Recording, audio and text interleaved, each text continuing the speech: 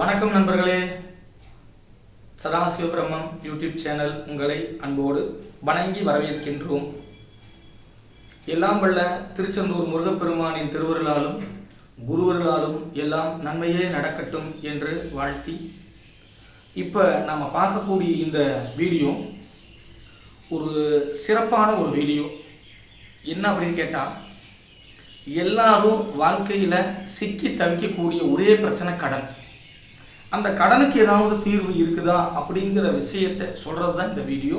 தீராத கடனை தீர்க்கும் மைத்திரை முகூர்த்தம். பொதுவாக ஒருத்தருடைய ஜாதகத்தில் கடன் அப்படிங்கிற ஒரு விஷயம் இருக்குது அப்படின்னு எல்லாருக்கும் சொல்லுது.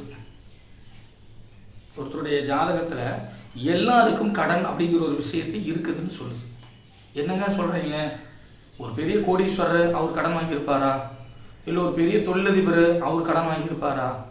என்னங்க அப்படிலாம் சொன்னால் நியாயம் இருக்குதா அப்படின்னு கேள்வி கேட்கலாம். கடன் அப்படின்னு சொன்னாலே ஃபஸ்ட்டு இந்த பிறவி எடுத்ததே ஒரு கடன். முதல்ல பார்த்தீங்கன்னா பிறவி எடுத்ததே ஒரு கடன். ரெண்டாவது, நாம் பெற்றோர்களுக்கு செய்யக்கூடிய ஒரு கடன். தாய் தந்தையருக்கு நாம் செய்யக்கூடிய அந்த பணிவிடைகள் அது ஒரு கடன். மூணாவதாக வரக்கூடிய கடன் அதுதான் நாம் வாங்கக்கூடிய ஒவ்வொரு கடன். என்னென்ன கடன்? ஒரு சிலர்கிட்ட பணமாக கடன் வாங்குவோம். ஒரு சிலர்கிட்ட ஒருத்தருடைய உழைப்பை நாம் கடனாக வாங்கிக்குவோம். ஒரு சிலர்கிட்ட அன்பை கடனாக வாங்கிக்குவோம். இது எல்லாத்தையும் திருப்பி கொடுக்கணுமில்ல? திருப்பி கொடுத்தா தானே அந்த உறவு நீடிக்கும். திருப்பி கொடுக்கலன்னா அந்த உறவு நீடிக்கிறதுக்கு வாய்ப்பே இல்லை. இப்போ ஒருத்தர்கிட்ட ஒரு ஃபங்க்ஷனுக்கு கூப்பிடுறோம். அவர் நம்ம வீட்டுக்கு நிறையா ஹார்ட் ஒர்க் பண்ணி கொடுக்குறாரு. நாம் மறுபடியும் அவங்க வீட்டுக்கு போய் ஒரு நாள் அந்த ஒரு ஃபங்க்ஷன் அவங்க வீட்டில் நடந்தால் நாம் அதை போய் செய்யணுமில்ல? இப்போ பணம் மட்டுமே நம்ம வாங்கி திருப்பி கடன் கொடுக்கறது கடன் கிடையாது. இது எல்லாமே கடன் தான். அன்பு காட்டுறது கூட கடன் தான். நம்ம ஒருத்தர்கிட்ட அன்பு காட்டுறோம், அவர் நம்மகிட்ட திருப்பி அன்பு காட்டுறாரு. மறுபடியும் நாளைக்கு ஃபோன் பண்ணுவேன், என்னங்க நல்லா இருக்கிறீங்களா, சாப்பிட்டீங்களா?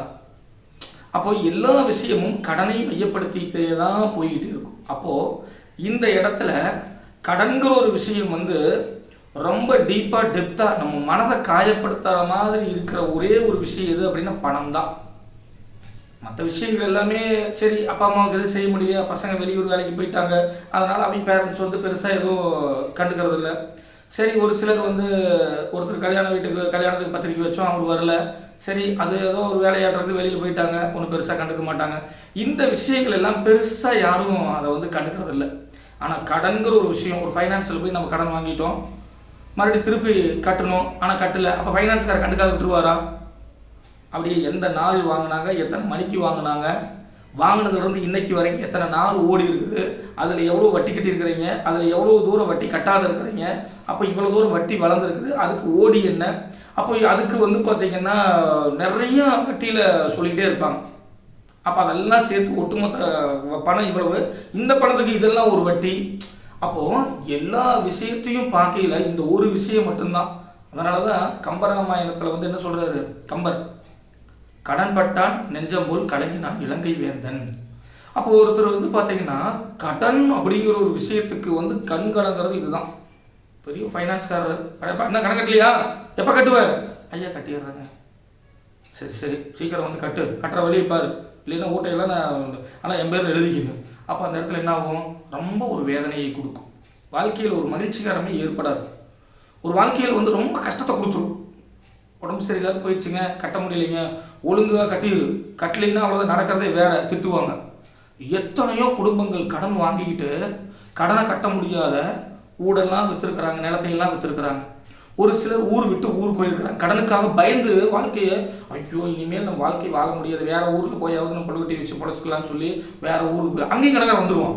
எப்பா ஊர் விட்டு ஊருக்கு போனால் கூட நீ விட்டுருன்னு நினைக்கிறியா, வந்துடுவேன் அப்படின்னு போனவங்க நிறைய பேர் இருக்காங்க. ஒரு சிலர்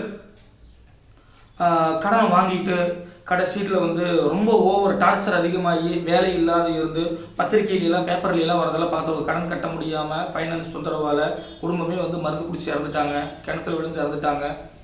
இதையெல்லாம் கேட்கல நம்ம கண் கலங்குது. ஏன்னா கடன் பட்டவர் கண் கலங்குறாரு அப்படிங்கிற விஷயத்தை விட நமக்கு கண் கலங்குது. ஏன்னா பேப்பரில் பார்க்கும்போது எதுக்கப்பா இவ்வளோ கடன் வாங்காட்டி, நாம் அப்போ நினைப்போம், எதுக்கு போய் இவ்வளோ கடன் வாங்கி இவ்வளோ தூரம் நம்ம ஆடம்பரம் பண்ணாச்சு. அப்போ ஒரு மனிதனை மனிதனாக உருவாக்கக்கூடிய விஷயம் தன்னுடைய அத்தியாவசியத்திற்காக கடன் வாங்கிட்டோம்னா பிரச்சனை இல்லை. ஆடம்பரத்துக்காக கடன் வாங்கிட்டோம் அப்படின்னா அந்த கடனை வாங்கி கட்டுறது ரொம்ப கஷ்டம். ரொம்ப வாழ்க்கையில் தத்தளிச்சு தான் வாழ்க்கை வாழ்ந்தாகும். அப்போ ஒரு சிலருக்கு வந்து பார்த்தீங்கன்னா கடன்கிறது வந்து வீடு கட்டுறதுக்கு கடன், படிக்கிறதுக்கு கடன், கல்யாணம் பண்ணுறதுக்கு கடன், இல்லை வேறு ஏதாவது வெளிநாடுகள் போகிறதுக்கு கடன், இல்லை வந்து பார்த்திங்கன்னா ஏதாவது உடல்நிலை சரியில்லை மருத்துவ செலவுக்காக கடன், இல்லை அவங்க வந்து பார்த்திங்கன்னா வாழ்க்கையில் ரொம்ப கஷ்டத்துலேயே இருக்கிறாங்க, வாழ்க்கையில் ரொம்ப கடன் வறுமையிலேயே இருக்கிறாங்க, எவ்வளோ வருமானம் வந்தாலும் பத்தலை, இந்த மாதிரி கடன் வாங்கிக்கிட்டே இருக்கிறோம், கடன் கட்டிக்கிட்டே இருக்கிறோம், என்னால் கடனே கட்ட முடியல அப்படின்னு சொல்கிறவங்களுக்கு ஒரு இனிப்பான செய்தியாக என்ன அப்படின்னு பார்த்தா இந்த மைத்திரை முகூர்த்தம் அப்படிங்கிறது தான். அதுக்கு அந்த மைத்திரை முகூர்த்தம் அதுக்குண்டான ரூல் இருக்குது. அந்த ரூலை வந்து நல்லா இந்த வீடியோவை ஒரு முறை கேட்டுட்டு மறுபடியும் அடுத்த முறை கூட நீங்கள் கேட்டுட்டு நோட்டில் வந்து நல்லா நோட் பண்ணி வச்சுக்கோங்க. அன்றைய நாளில் கொண்டு போய் கடனை கட்டி பாருங்க. அந்த கடன் அப்படியே மடன்னு அப்படியே கடன் வந்து கழிய ஆரம்பித்தோம். அப்போ ரூல் என்ன அப்படின்னு பார்த்தீங்கன்னா, அஸ்வினி நட்சத்திரமும் அனுஷ நட்சத்திரமும் வரக்கூடிய செவ்வாய்க்கிழமை. அப்போ அஸ்வினி 27 நட்சத்திரங்களில் நீங்கள் கேலண்டரில் பார்த்தீங்கன்னா தெரியும், அசுபதி நட்சத்திரம், ரெண்டாவது வந்து அனுஷ நட்சத்திரம் அப்படின்னு வரும். அந்த நாளும் செவ்வாய்க்கிழமையும் சேர்ந்து வரக்கூடிய நன்னாள். அன்றைய நாளில் நாம் வந்து கடனை கட்ட வேணும். இப்போது இன்று அந்த நாள் செவ்வாய்க்கிழமையும் அனுஷ நட்சத்திரமும் வரக்கூடிய நாள். அப்போ இன்றைய நாளில் நாம் போய் கடனை கட்டுறோம். அப்போ நம்ம வந்து கடனை கட்டுறோமோ இல்லையோ, அந்த கடனுக்குண்டான ஒரு தொகையை வந்து நம்ம எடுத்து வச்சுட்டா போதும். சப்போஸ் எங்களுக்கு அந்த நாள் வந்து கடன் கட்டுறதுக்கு உண்டான சுச்சுவேஷன் எங்களுக்கு அமையல, அதற்குண்டான பணத்தை நாம் எடுத்து வச்சுட்டு அந்த டேட்டை போட்டு நம்ம எழுதி வச்சுட்டா போதும். இந்த கடன் வந்து இந்த மாதம் நம்ம கட்டுறோம். அப்போ நம்ம எவ்வளவு கடன் எழுதி வச்சுருக்கிறோமோ, கடன் வாங்கி வச்சுருக்கிறோமோ, அதை எல்லாமே நம்ம வந்து பண்ணணும். முதல்ல வந்து நம்ம பார்க்குறது ஒரு ரெட் இங்கில் வந்து எழுதி வைக்கணும். எப்போவுமே வந்து பார்த்திங்கன்னா ஒன்று ரெட் கலர் இங்கில் வந்து எழுதி வைக்கும் போதே கடன் சீக்கிரம் அடைபட்டு போயிடும். ஒரு சிலர் ப்ளூ கலர் இங்கில் எழுதி வச்சாங்கன்னா கடன் அடையாது, அது கடன் எழுதிக்கிட்டே தான் இருக்கும். இது வந்து பார்த்திங்கன்னா ஒரு புதுசாக வரக்கூடிய அந்த மாடர்ன் அஸ்ட்ராலஜியில் நிறைய ரூல்ஸ் வருது. அப்போது செவ்வாய்க்கிழமை அனுச நட்சத்திரம், அதே செவ்வாய்க்கிழமை அசுபதி நட்சத்திரம், மேச லக்கணம் அல்லது விருச்சக லக்னம். இது வந்து ஜோதிடம் தெரிஞ்சால் தான் இந்த விஷயத்துக்குள்ளார போக முடியும். இல்லை அப்படின்னா இந்த ஒரு காம்பினேஷன் மட்டும் நம்ம எடுத்துக்கிறோம். சப்போஸ் இதை விட்டுட்டா வேறு ஏதாவது இதுக்கு ஆல்டர்னேட்டிவாக ஏதாவது ரூல் இருக்கா அப்படின்னு பார்த்தா, சனிக்கிழமை வரக்கூடிய பிரதோஷம், சனிக்கிழமை வரக்கூடிய பிரதோஷம், இந்த 3 நாட்கள் நம்ம லைஃப்பில் எப்பவுமே வந்து பார்த்தீங்கன்னா விடவே கூடாது. நீங்கள் எவ்வளவு கடன் இருந்தாலும் சரி, அன்றைய நாள் அந்த கடன் தொகையை நீங்கள் கொடுத்து பாருங்கள், கண்டிப்பாக நீங்கள் சீக்கிரத்தில் அந்த கடன் வந்து அடைபட்டு போயிடும். சரி, பொதுவாக வேறு ஏதாவது ரூல் இருக்கா? இதுக்கடுத்து வேறு ஏதாவது ரொம்ப நாங்கள் வந்து அடிக்கடி கடன் நிறைய வாங்கிக்கிட்டே இருக்கிறோம், கடனை வந்து சீக்கிரம் கட்டிடணும், செவ்வாய்க்கிழமை அன்னைக்கு கடன் கட்ட ஆரம்பித்தோம்னாலே கடன் வந்து குறைய ஆரம்பிச்சோம். இல்லை செவ்வாய் ஓரை வரக்கூடிய நேரத்தில் கொண்டு போய் கடன் கட்டினாலும் கடன் சீக்கிரம் அடைய ஆரம்பிச்சோம். இல்லை இதுக்கு வேறு ஏதாவது நமக்கு ஏதாவது இது கொஞ்சம் ஆல்டர்னேட்டிவாக ஏதாவது ரூல் இருக்குதா, இது வேறு ஏதாவது பண்ணால், நீங்கள் எப்போவெல்லாம் கடனை கட்டணும் அப்படின்னு நீங்கள் நினைக்கிறீங்களோ அன்றைய நாளில் சிவன் கோவிலுக்கு போய் நீங்கள் தரிசனம் பண்ணிட்டு வந்துட்டு நீங்கள் அந்த கடனை கொடுத்து பாருங்கள், சீக்கிரம் கடன் அடைபட்டு. இல்லை முருகன் கோவிலில் போய் தரிசனம் பண்ணிட்டு அந்த கடனை கொடுத்து பாருங்கள், சீக்கிரம் கடன் அடைஞ்சிடும்.